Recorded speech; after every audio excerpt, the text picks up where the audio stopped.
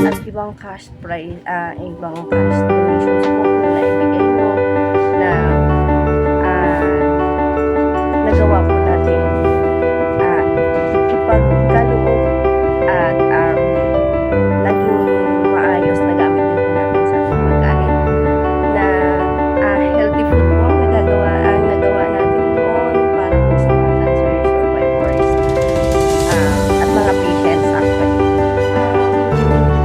Ito po ay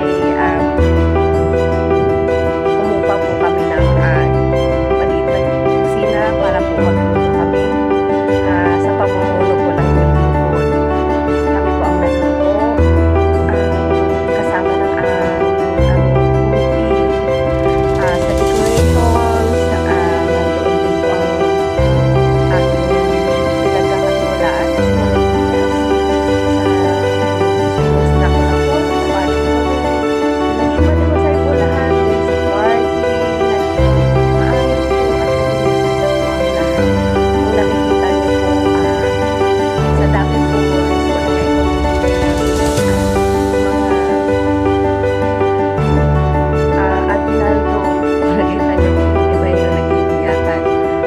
Siguro po dahil naisip nila na dahil po kami ay dumanas ng matinding sakit ng ramdaman na akala namin ay wala na, pero doon po namin ito po kasayahan ko po ay nakikita ko po na isang inspirasyon po sa kanila na lumaban pa at mabuhay ng napakasarap po. Like po ang ating mga palapos po, we have 2 cell phones po na GoPro, meron tayong gas stoves, meron tayong 7 na air fryers, meron tayong 2 industrial blenders, meron tayong 2 meat grinders, moisturizer meat grinders, meron tayong cash prizes, meron tayong 7 tumblers from Japan, meron din, ang dami pong nagbigay.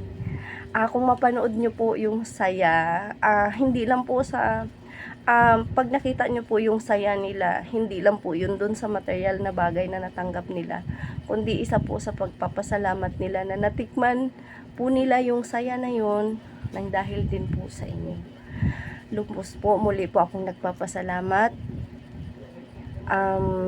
through our founder, Prediswin Dagaspar Samonte. Siya po ang nagbuo ng PGH Cancer Survivors Organization. Maraming salamat po sa inyo, Mamu. Dahil kung hindi po sa inyo, hindi po kami magtipon-tipon ng ganito, hindi po kami magkakakilala ng ganito. Isa po yan sa pinagpapasalamat ko sa iyo. Maraming salamat din po sa inyong buong pusong pagtitiwala at pagtulong. Lagi po naming ipagdadasal ang inyong kalusugan at patuloy po na pagpapala sa inyo. Maraming salamat po muli, Reggie po. Thank you so much.